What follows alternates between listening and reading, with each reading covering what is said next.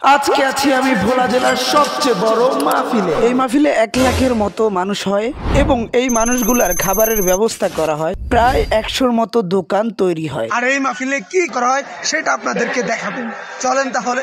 প্রথমে আমরা এই জায়গার ইতিহাস জানবো।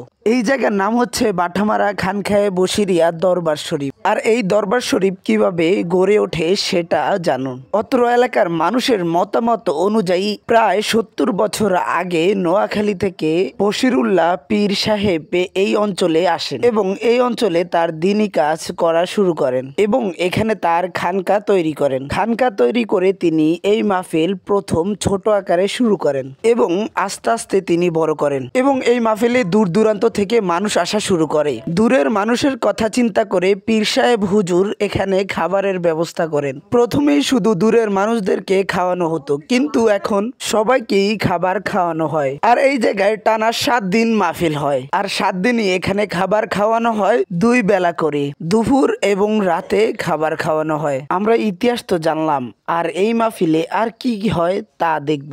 আর এই মাহফিলে নানা ধরনের জিনিসের দোকান তৈরি হয়, খাবার থেকে শুরু করে জামা কাপড় এবং অন্যান্য যা আছে সব কিছু নিয়ে দোকান তৈরি হয়। যেমন ধরুন এখানে প্যান্ট শার্ট বিক্রি করা হচ্ছে, আবার এখানে নানা ধরনের সুগন্ধের আতর বিক্রি করা হচ্ছে আর এই আতর আরিফ ভাই কিনতেছে। তারপর আমার 2 বড় ভাই চশমা এবং ক্যাপ কিনতেছে আর এই দিকে এলাকার এক বড় ভাই খেলনা বিক্রি করতেছে। তারপর হঠাৎ দেখা হয়ে গেল রাহাত ভাইয়ের সাথে। আর রাহাত ভাই নাকি শীতের পোশাক কিনবে, তার জন্য সে শীতের পোশাক দেখতেছে। আর দোকানদার বলতেছে এই পোশাকটা কালো ভালুকের চামড়া দিয়ে তৈরি করা, আপনি চাইলে কিনতে পারেন।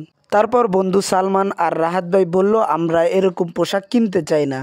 তারপর জয়া থেকে আসা 2 জন ভাইয়ের সাথে দেখা হয়ে গেল, তারা নাকি প্রতি বছর এই মাহফিলে আসেন এবং ওয়াজ শুনেন। আর তারপর 2 জন ভাইয়ের সাথে দেখা হয়ে গেল, তাদেরকে জিজ্ঞাসা করলাম এই মাহফিলের খাবার আপনাদের কাছে কেমন লাগে, তারা বলল খুবই ভালো। তারপর দেখি আরিফ ভাই আর রাব্বি কথা বলতেছে, অনেকদিন পরে নাকি তাদের দেখা হলো এই মাহফিলে। এবং তারপর আমরা মাহফিলে রাতে খাবার খাই এবং মাহফিলেই থাকি। তারপর সকালে আখিরি মোনাজাত দিয়ে বাসায় চলে যাই। আর আজকের জন্য বিদায়, সবাই ভালো থাকবেন, সুস্থ থাকবেন এবং আমার পেজটি ফলো করবেন আর চ্যানেলটি সাবস্ক্রাইব করবেন।